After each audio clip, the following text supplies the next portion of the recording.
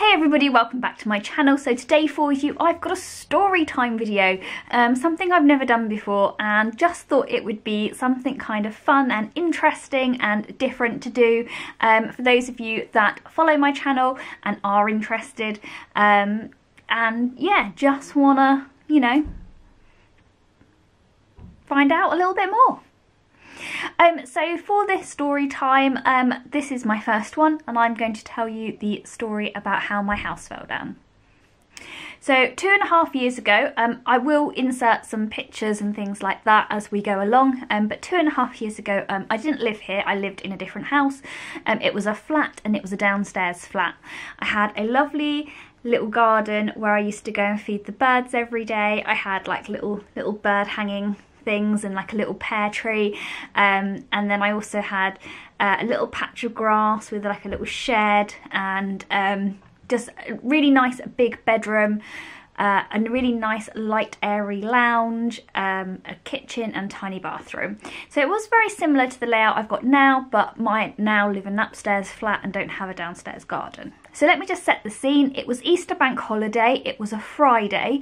I went round to my local vets to go and see if I could get any cat food, because my cat at the time was on a particular diet cat food, and we were having a few friends over.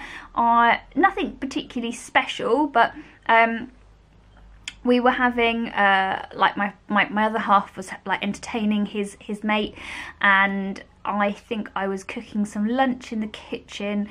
I phoned my vet to see. I'd gone to the vets to go and get some cat food, and they were actually closed.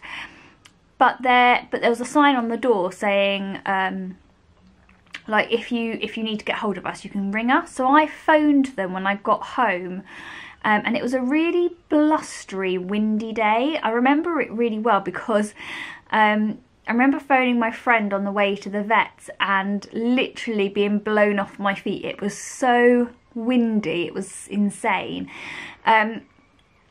Anyway, so I was sitting in my bedroom and I was on the phone to the vet, organising for them to order me some pet food for me to pick up the next day when they were reopened, just because they had another practice that was open that I couldn't get to. So I asked them to bring some food down for me, which was fine. However, when I was on the phone to them, it felt like an earthquake. That's the only way I can explain it. I've never been in an earthquake. I don't know what an earthquake feels like, but I can only assume that's what an earthquake would feel like.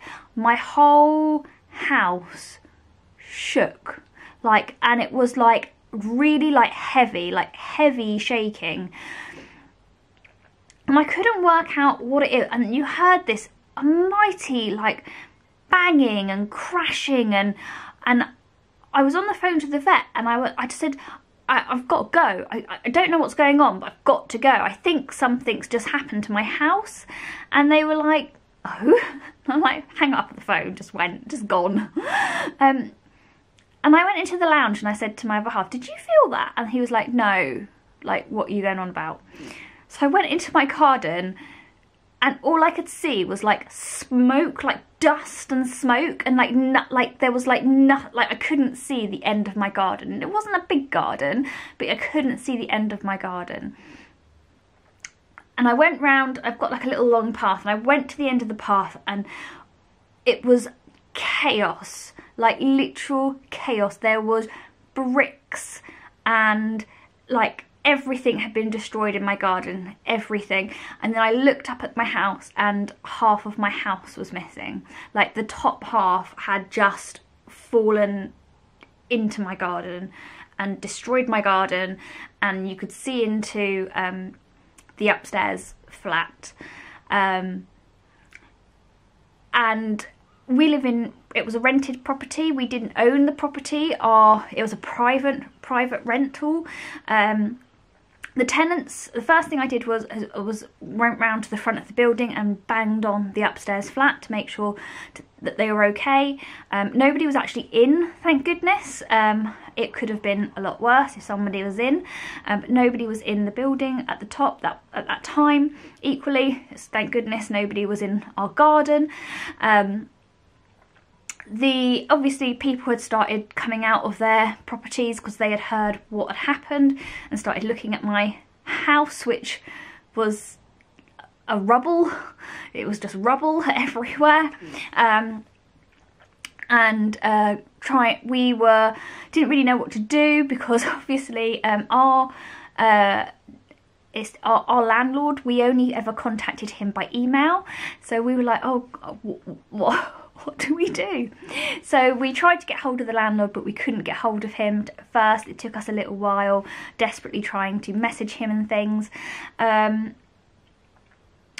We spoke to the people upstairs and told them not to go into the property, and they went and stayed with some friends for the evening, and we just surveyed the chaos. I mean, we seemed fine, like there was no problem with our downstairs flat at that point, but yeah, it was all kind of just kept on, you know, just like the amount of mess, it was insane. Like, we couldn't let the cat out, he had to stay indoors, thank God he was indoors.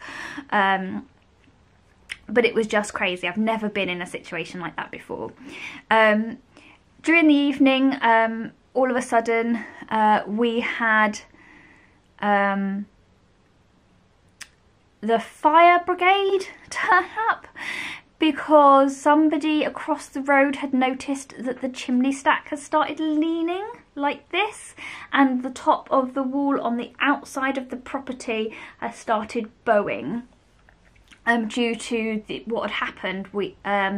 So basically the fire brigade turned up. That's what happened next. Fire brigade turned up, and they evacuated us from the building. They made us take some stuff with us and said that they can't let us back in until they can deem that it's safe. Basically they then put this huge cordon up around my house, while somebody from the council came and inspected it and looked and surveyed it, and basically what they said was that the wind from the day had got up under the eaves of the roof, and the mortar that was holding the bricks in the back of the building together had gone. So the wind was so strong it had literally punched out the back of the building and left us with the mess that was in our garden. Because of the force of that and the weak point that it had created, and we were an end terrace, it caused the outside of the building to bow, and the chimney stack was now leaning at a dangerous angle over the top of the property. So they basically said that nobody was allowed in the upstairs flat, because if the chimney stack fell through, it could possibly kill somebody, but they also said that we weren't allowed in the back of our building. So we were told that we had to live, if we were going to stay in the property, in our lounge, which is what we did for several months while it all got sorted out.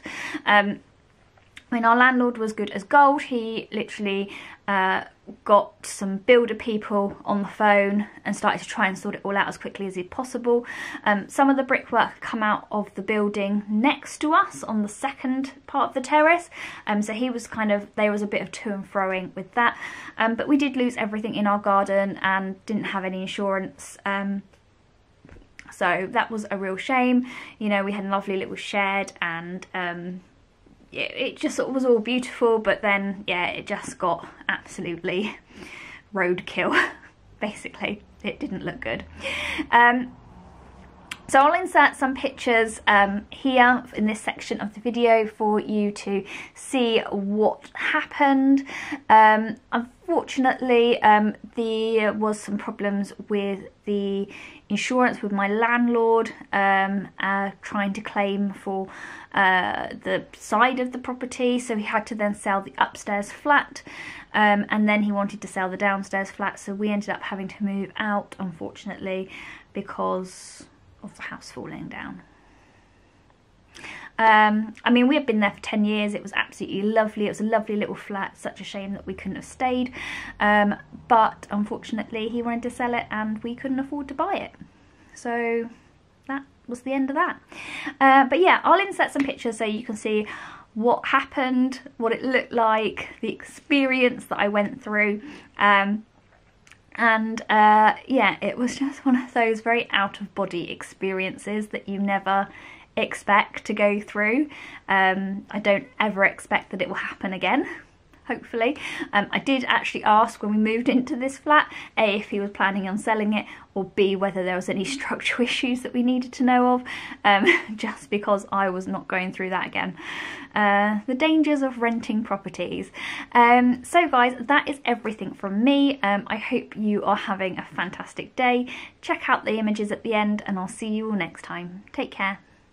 Bye.